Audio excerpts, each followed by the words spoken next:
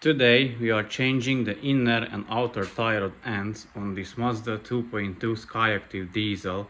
Later we will change the injector holding bracket and the valve cover gasket and the injector seals as well. But today we are going to do a suspension work. So as you can see, the wheel is already off.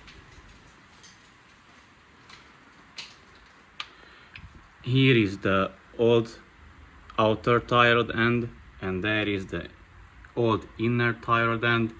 So we are going to remove this.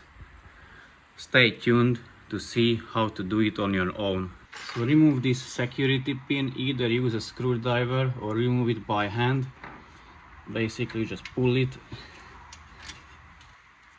And now you can undo the nut. It is a size 17 mil. Sorry, it is a size 16 mil hex nut. No, it's a 17 mil hex nut.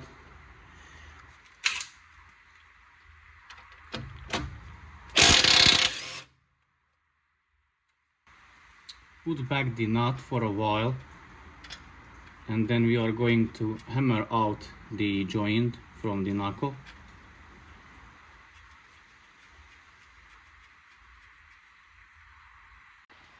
So give it a couple good whacks with a hammer and it should be loose.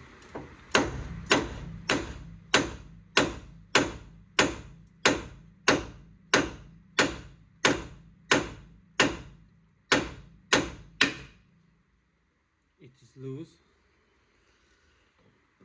Now we are going to undo the gem nut or locking nut for the track rod end. So to undo the locking nut, use a size 21 mil open-ended spanner and undo it that way. But usually they are very stuck, so I'm gonna use an induction heater, heat the locking nut and then undo it with the spanner.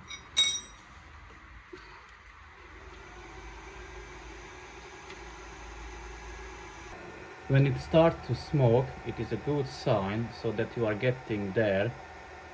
Maybe one more minute and we will have it hot enough so that we can break the nut loose. So once it is hot enough, put the open-ended spanner 21 mil on the locking nut and give it a couple whacks with the hammer and try to loosen the nut.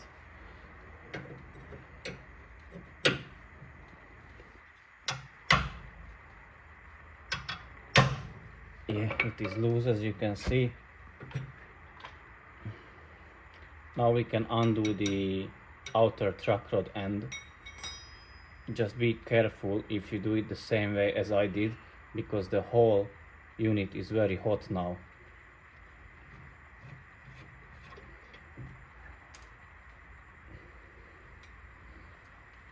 So basically you just twist it off.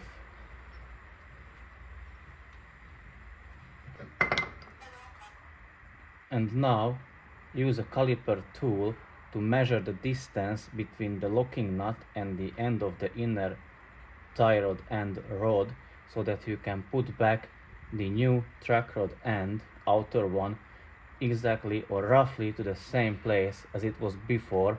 And then you have to go to the wheel alignment shop and get your alignment done after this job, because you messed with your steering. So the wheels will be out of alignment for sure. As I said, use a caliper tool and measure the distance. Now you can lock it.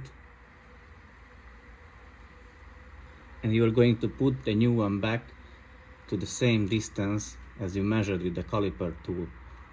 And now you can remove the locking nut, undo the clip, and undo the inner clip as well on the rubber dust cover.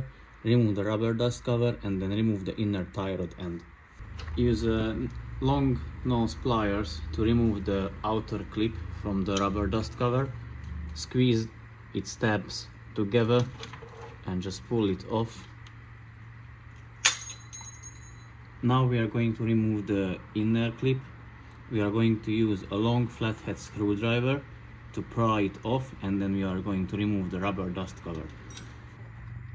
So there is the inner clip on the dust cover there, So I'm gonna use a flathead screwdriver and pry it off of the rubber dust cover and then pull off the dust cover itself. I'm gonna do that off camera because you probably won't be able to see if I'm going to mess around inside. Now that the inner clip is loose as well, I'll be probably able to remove the dust cover by just pulling it.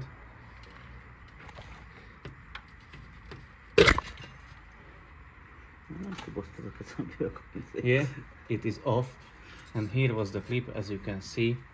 So I pried here and undone it or loosened it, and then I was able to remove the dust cover, which is here.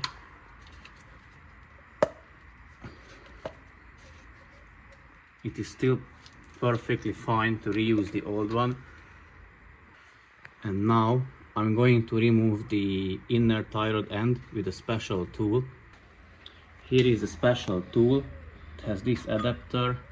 It is interchangeable, so you have different sizes. I'm gonna use this size now. So put inside the tool, lock it there, put it over the tie rod end.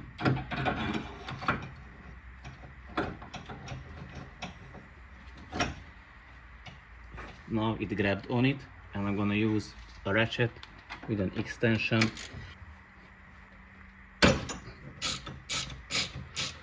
Now it is loose.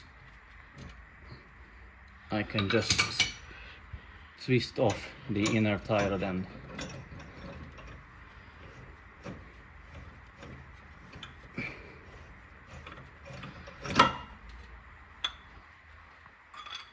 And here it is. Now we are going to replace everything with new parts, but basically the replacement is the reverse of the removal.